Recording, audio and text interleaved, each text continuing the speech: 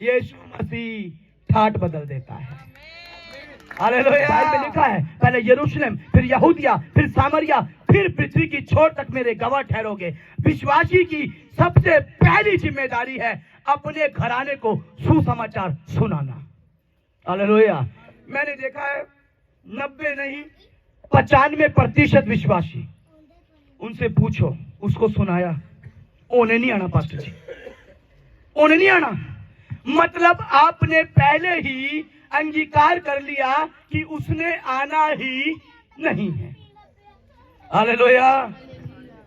और बाइबल कहती है जैसा तेरा विश्वास वैसा तेरे लिए हो जाएगा।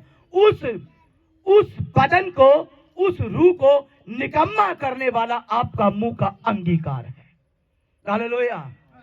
ये लकवे का रोगी नहीं जानता कि ये विश्वासी मुझे कहां ले जा रहे हैं, इसको नहीं पता यीशु कौन है, क्या करता है, पर ये विश्वासी जानते हैं कि यीशु क्या कुछ तो क्या, वो तो मुर्दों को भी जिंदा करता है। हालेलुया। इसलिए पहले दिहाड़ी पे मजदूर बुलाए, उसका पैसा दिया, फिर छत फाड़ दी, उसका पैसा दिया, और पैसा देते हुए घबरा नहीं रहे। आमीन। क्योंकि ये जानते हैं पैसे से ज्यादा कीमती किसी का जीवन है। आमीन।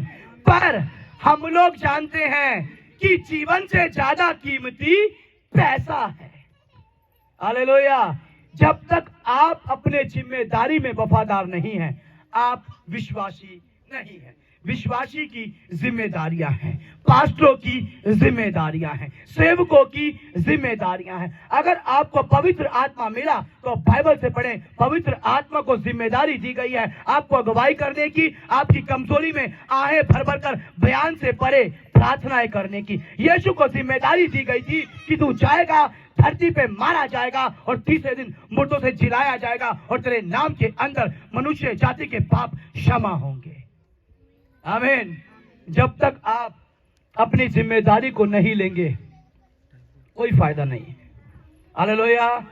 नामधारी मसीह बनने का कोई फायदा नहीं है। आमीन।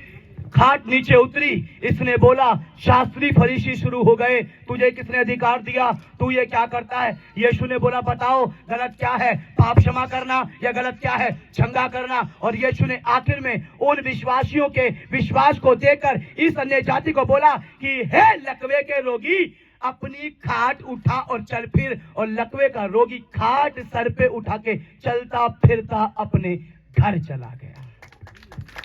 हालेलुया। आया कैसे था, बोलो कैसे आया? खाट पे आया, दूसरों के कंधों पे आया। जा कैसे रहा है, बोलो ठाठ से। कैसे जा रहा है? ठाठ समझते हैं आप? आया खाट पे, जा रहा ठाठ से। यीशु मसीह ठाठ बदल देता है। हालेलुया। आया 4 कंधों पे। मैं आपको एक बात और बता दूं, शमशान घाट भी 4 कंधे ही लेके जाते हैं। आमीन। पर अगर वो 4 कंधे विश्वासी के हो जाए तो मौत भी जीवन में बदला जा सकता है। हालेलुया।